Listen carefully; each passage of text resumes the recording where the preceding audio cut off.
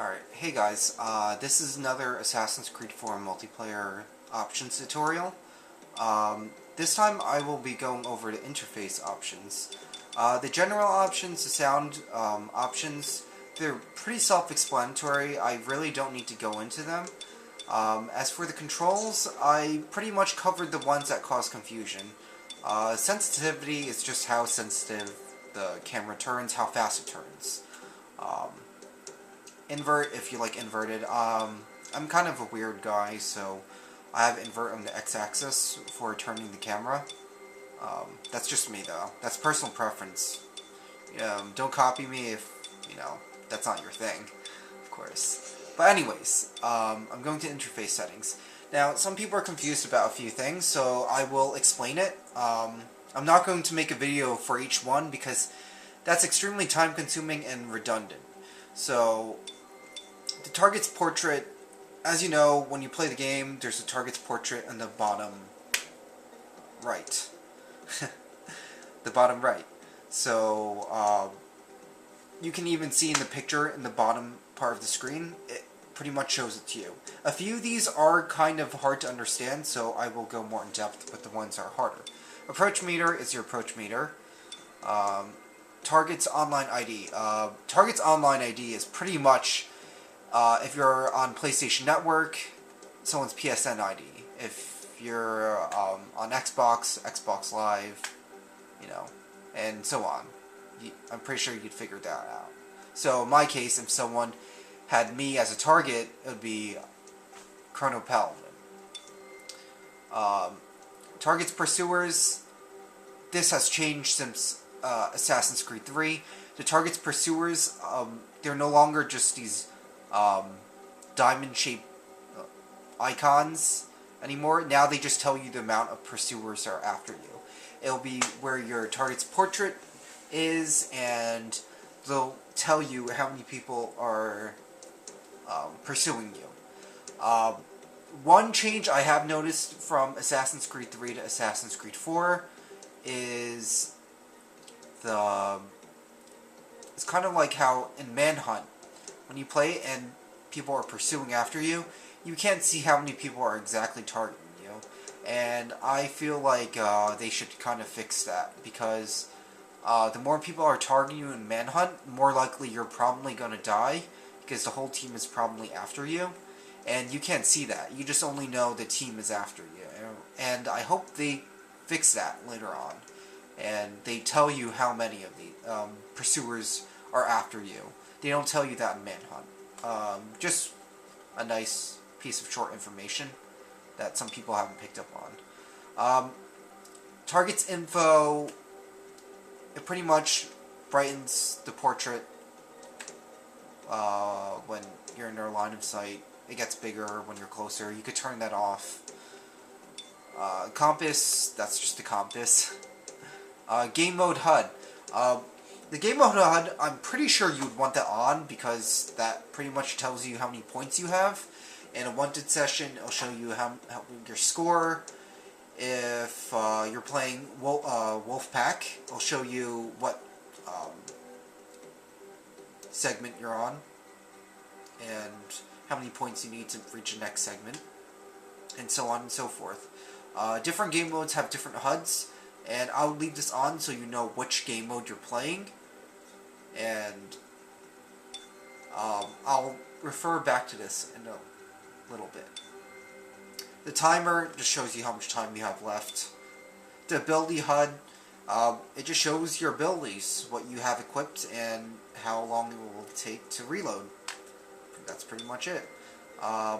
Game mode presentation, you'll notice how I have this off. I'm going to go into detail on this in a little bit. Maybe I'll probably cut this out, cut this into its own video. Messages, kind of like it will say, like, your pursuer has killed a civilian. That's like an example of a message. There are different messages. I would personally leave it on so you can keep track of what's going on in the match, because that can come in handy in some cases. Notifications.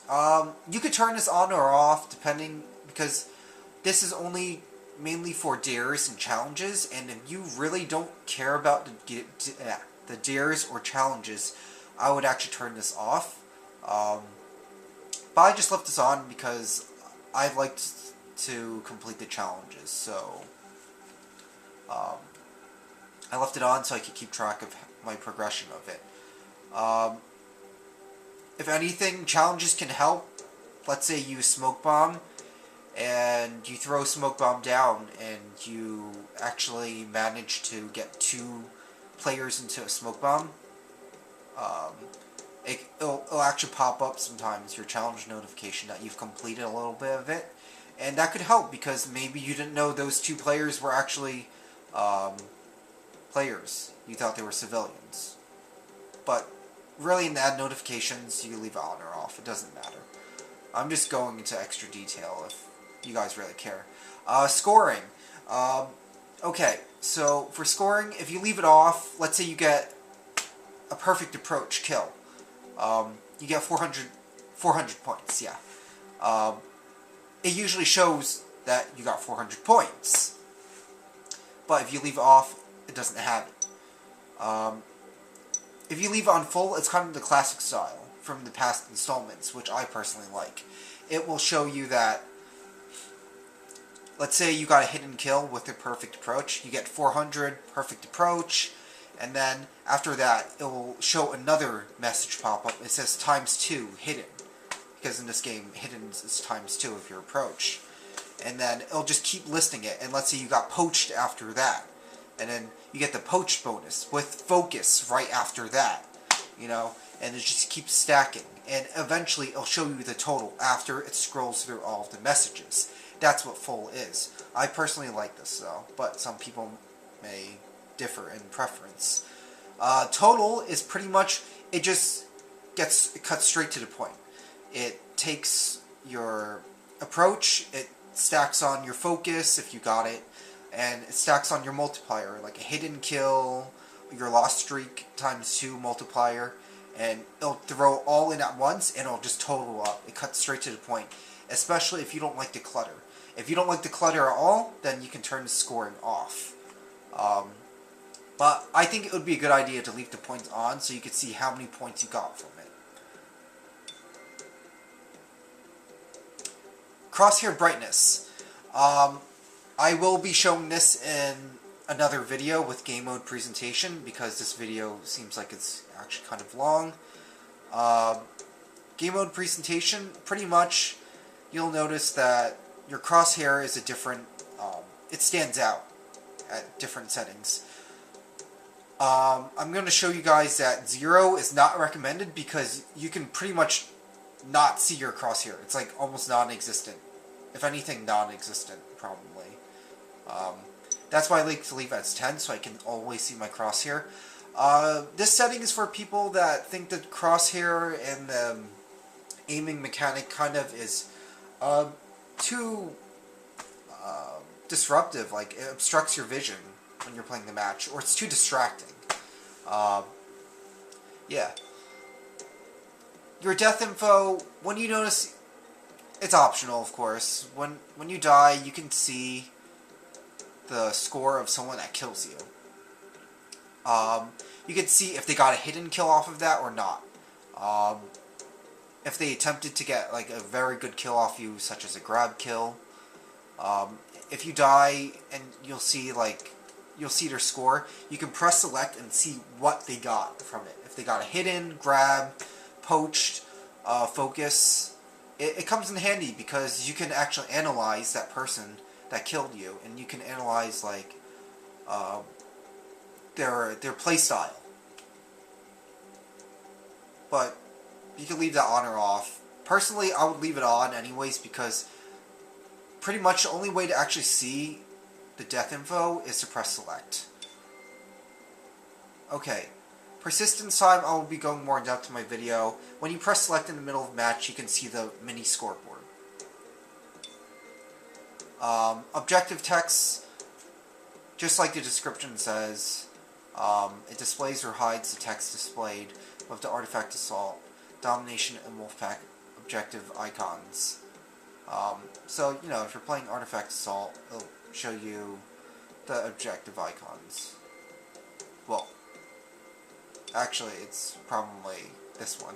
The objective icons, I mean. For these two, I just leave them on because you kind of want to see where your base is, wherever you want to capture or protect. So it actually kind of hurts you if you leave them off. In some cases, maybe in Game Lab, you might see them off, which adds to a challenge, which is kind of neat. Teammates always on. I'll explain it in this video. Pretty much, if you have it off, you can't see your teammates' names over their head.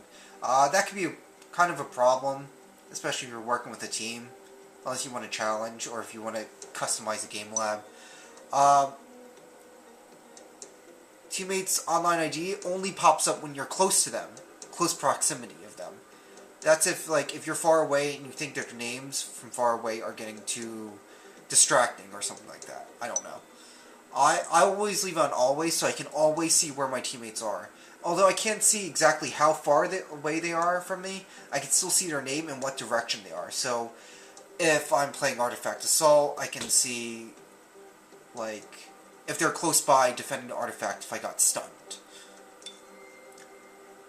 Teammates info, it shows kind of the lock icon or the hidden icon. If you're playing Manhunt, it'll show who you're hiding with. And it'll show the assist locks over their head. Actions, it'll show the button prompts for whatever action you need to do. I just leave it on because I've just gotten so used to it looking at from the other installments. But it doesn't cause too much clutter for me. If it does for you, then turn it off. Once again, if this causes too much clutter, then turn it off. Any of these icons. Personally, I think this is good because if you want to see, if you play team mode and your teammate poisons your target, it's best not to steal their kill because they're probably going to be pretty angry at you for taking a good kill.